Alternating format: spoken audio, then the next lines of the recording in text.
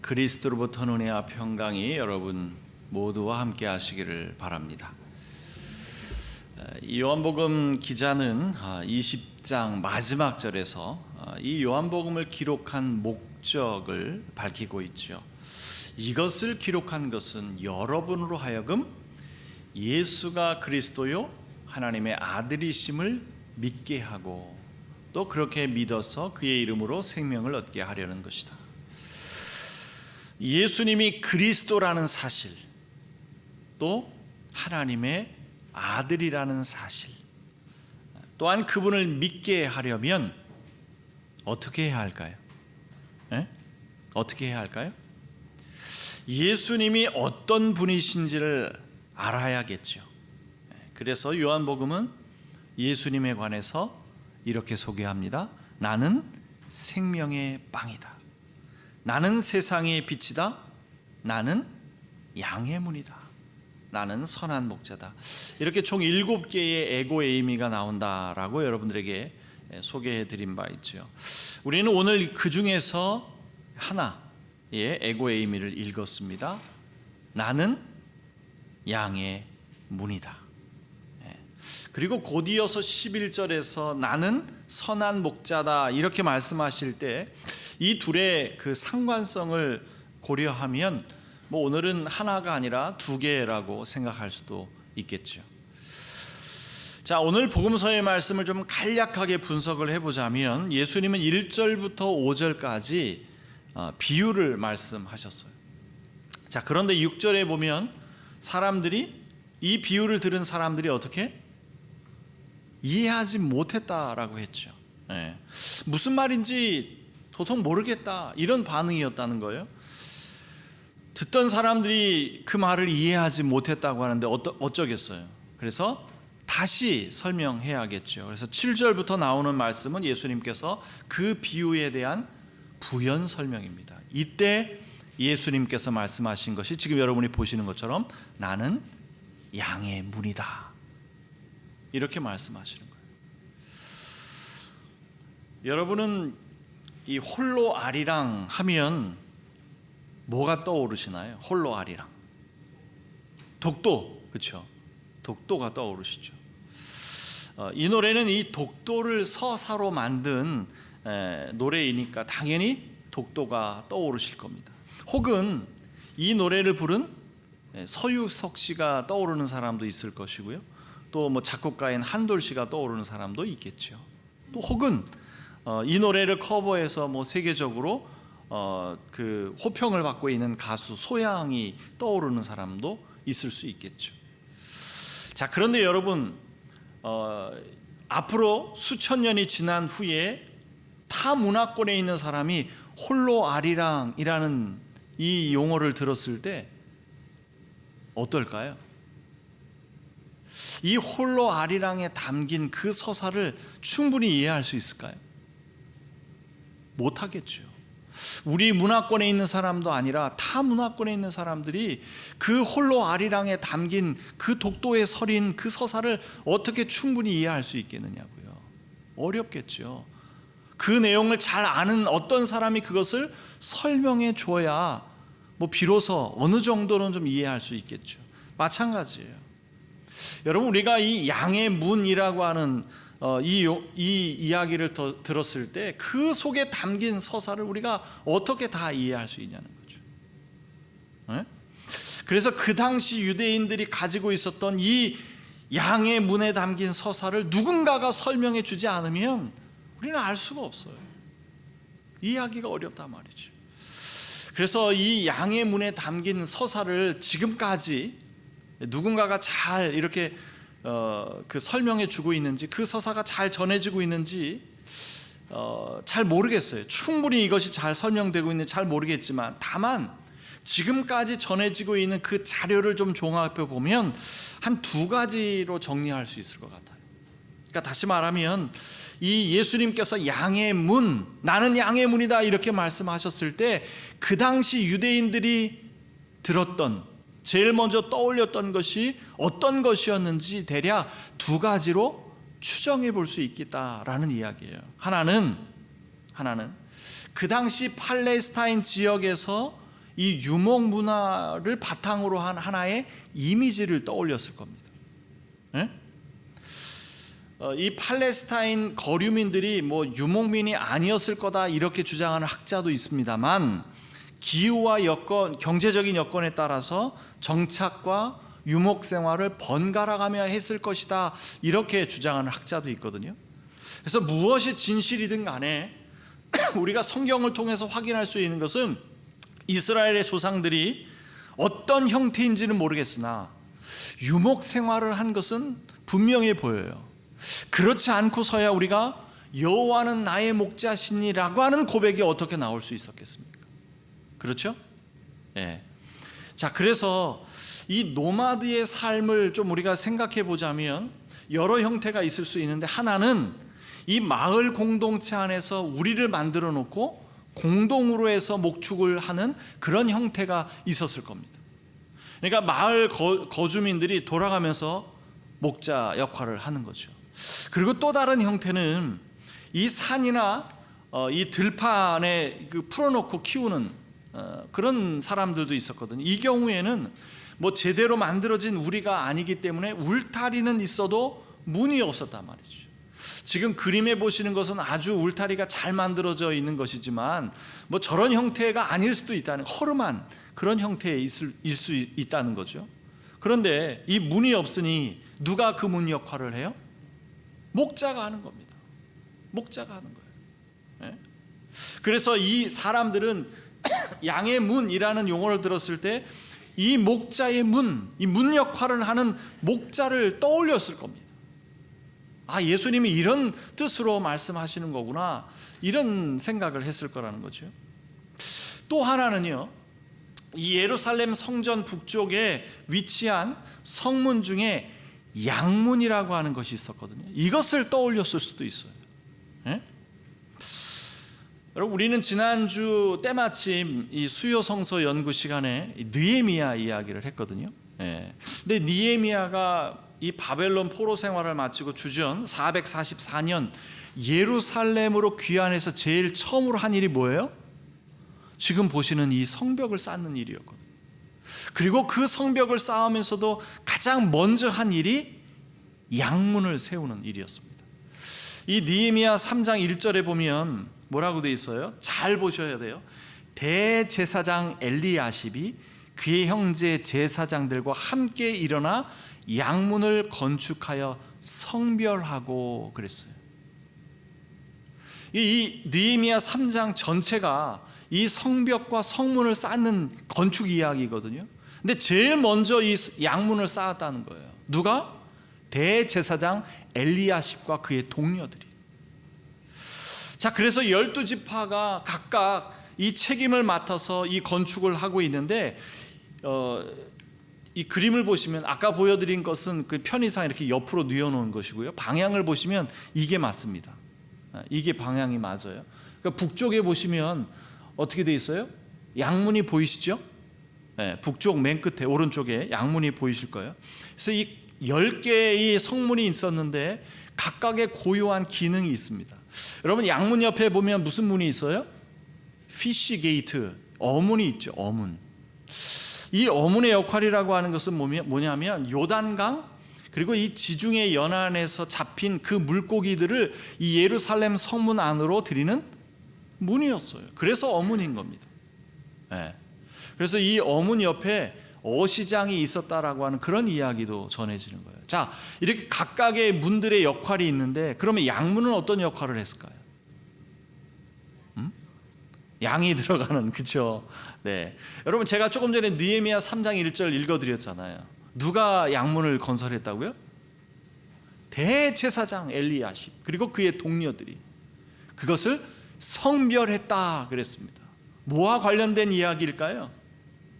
제사와 관련된 문이라고 하는 것을 우리가 짐작할 수 있겠죠. 그래서 이 양문이라고 하는 것은 희생 제물용 동물들이, 그 가축들이 드나드는 문이었다는 거예요. 사람들이 드나드는 문이 아니라 이 제의에 사용되는 그 동물들이 드나드는 문이었단 말이죠. 그래서 양문, 이렇게 이름이 붙여진 겁니다. 자, 그런데 예수님께서 뭐라고 말씀하세요? 나는 양문이다, 이렇게 말씀하시는 거예요. 그래서 이 이야기를 들었을 때 사람들은 제일 먼저 뭐라고요? 산이나 들판에서 그 양문 역할을 해주었던 목자를 떠올렸을 것이고, 또 하나는 지금 방금 보여드린 이 예루살렘 북쪽에 있었던 양문을 떠올렸을 거라는 겁니다.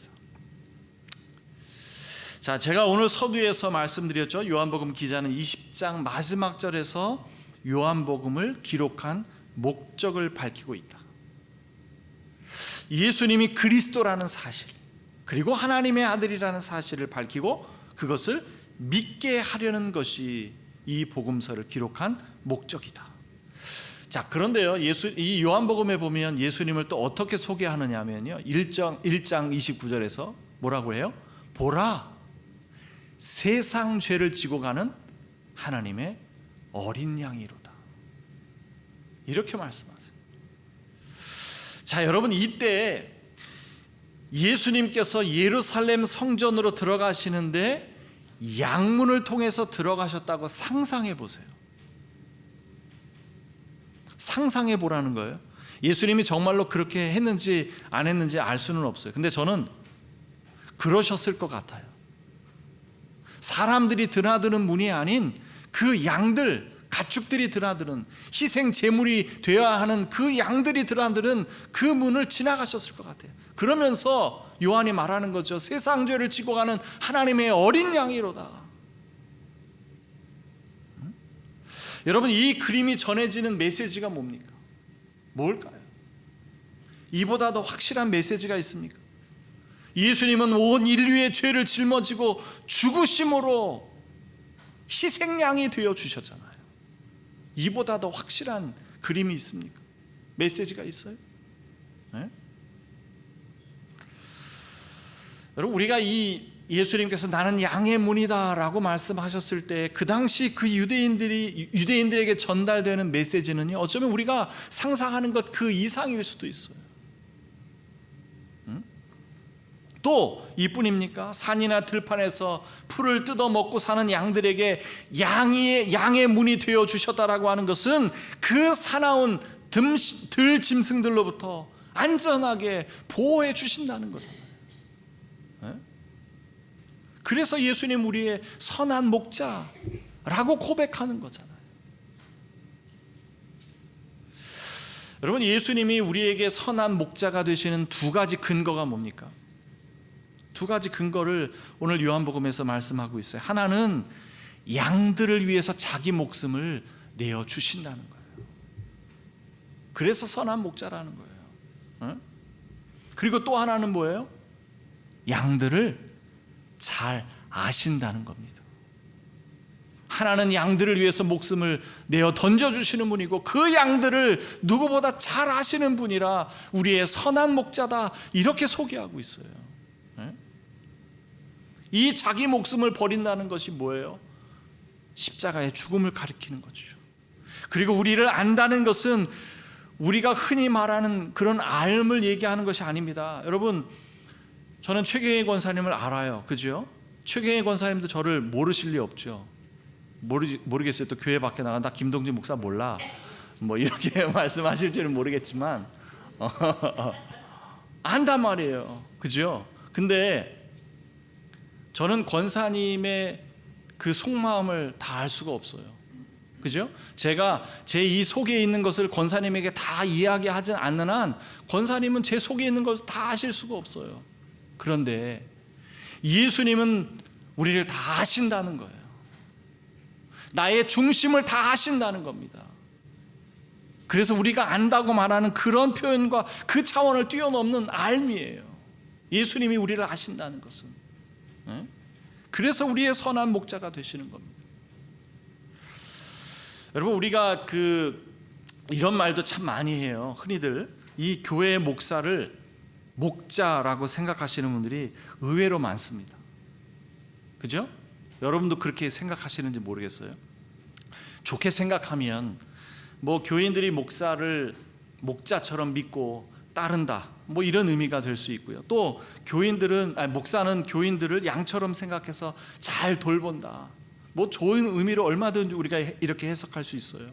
얼마나 그게 바람직한 모습이냐 이러실 수 있죠. 그러나 분명하게 말씀드릴 수 있는 것은 우리의 목자는 오직 한 분, 예수 그리스도라는 사실입니다.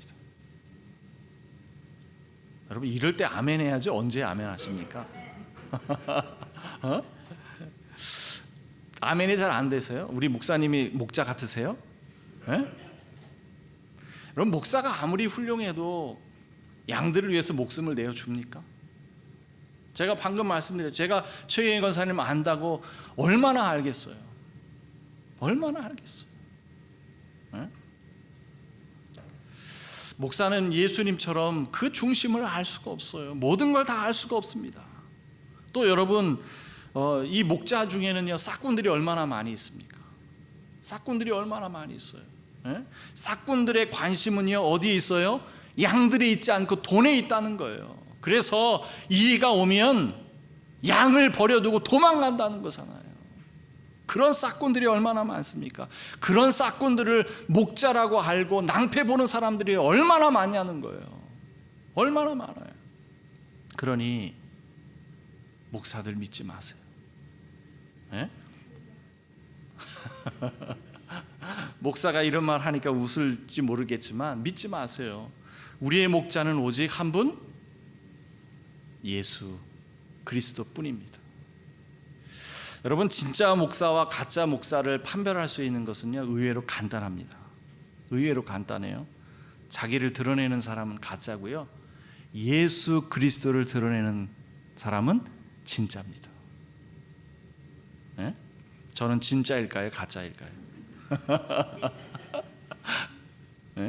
저는 그저 진짜 목사가 되고 싶을 뿐입니다. 그 판단은 여러분 몫이에요. 우리의 양의 문이 되어주시고 또한 선한 목자이신 예수님은 우리를 아신다고 말씀하십니다. 우리를 아세요. 우리의 모든 것을 아시고 우리의 중심을 아시는 분이세요.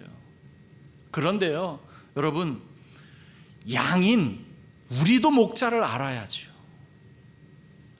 주님만 우리를 아시면 됩니까? 우리도 목자를 알아야죠. 그래야 어떤 분이 우리의 목자이시고 그 목자이신 분이 어떤 분이라는 걸 알아야 그 목소리를 듣고 따라가는 거잖아요. 우리의 목자는 목사가 아니고 예수 그리스도라는 거예요. 그래서 그 예수 그리스도가 어떤 분이신지 알아야 우리가 따라갈 수 있죠. 양들은 자기 목자의 목소리를 알아듣고 따라간다고 말씀하고 있잖아요. 그래서 양들은 결코 자기 목자가 아닌 낯선 사람들의 목소리를 듣고 따라가지 않는데요. 그게 양들이라는 겁니다. 그런데 우리가 목자를 모르면 어떻게 따라갈 수 있어요? 어떻게 목소리를 듣고 나의 목자인지 아닌지 판별할 수 있냐고요. 알아야지요. 정명석이 메시아라고요? 여신도들을 성노리게 삼는 사람들이 어떻게 메시아가 될 수 있습니까? 전광훈이 선지자라고요? 신도들을 이용해서 다단계 영업이라 하는 사람이 어떻게 선지자가 될 수 있습니까?